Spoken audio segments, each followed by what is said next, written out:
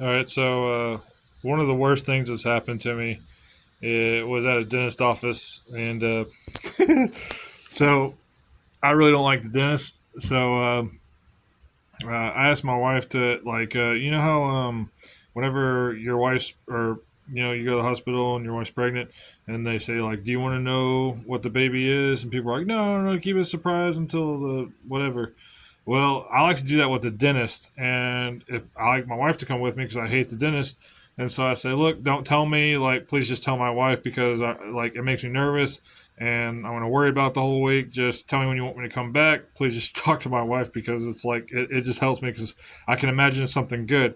So this was at the point in time where I had to leave one of my jobs, so that the information got transferred over. And at this other job, I was working 32 hours a week because they wouldn't give me any more. And so 32 hours is the minimum to be considered a full time worker, but they didn't give me full time benefits. Long story short, I didn't get to choose my dentist. So I went to this dentist that was mainly meant for children. And whenever I went in there for my appointment, they're like, "Oh, Mr. Steven, we've been looking forward to you. You ready for that root canal?"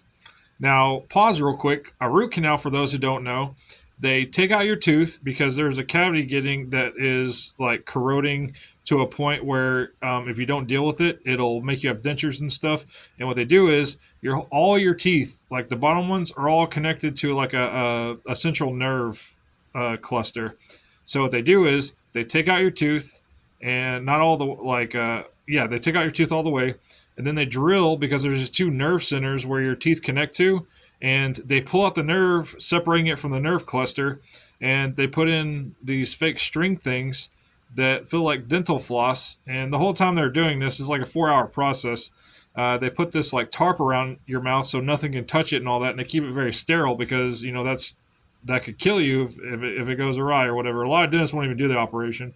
So I didn't know it, so I went in there and immediately went, just getting ready, and like all these kids are in there and stuff, and I'm like looking like I'm a guy in like waiting to get like processed through prison.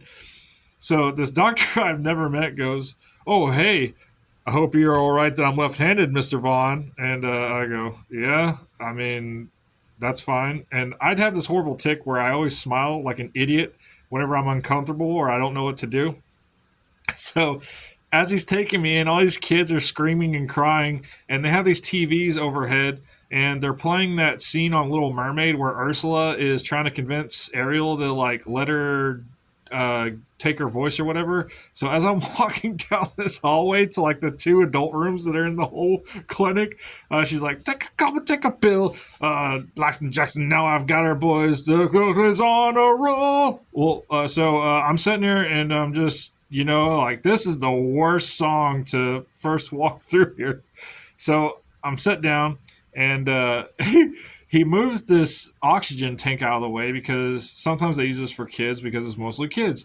And he says, "We're not going to use oxygen on you because you're an adult." And I rarely get to use the Novocaine or whatever that numbing stuff is called. That's like that really cool blue color that makes you hate it because you only see it when they're about to numb you. Except I did make the angry dentist shot from this idea. But anyway, so I'm sitting there, and I'm like, "Yeah, that's okay, doc." He's like, "Oh, by the way, all these tools are retrofitted for right people, but like Lenny Kravitz, I learned how to play left-handed." I was like, "Okay." And so he kept making all these like subtle things that I thought were like, I just laugh at almost anything because it's just like when I'm nervous and I don't know what to do. Like I said, I laugh. So this nurse comes in, and every time he said something, he's like, she's just over it. She's like, "Yep, same thing as always." And the doctor kept the whole time. He is like, a lot of dentists won't even do this. It's probably because they're right-handed. And I just started going, "Yeah, that's yeah." And so, oh man. So long story short, as I'm walking out, I remembered all these kids that were walking out.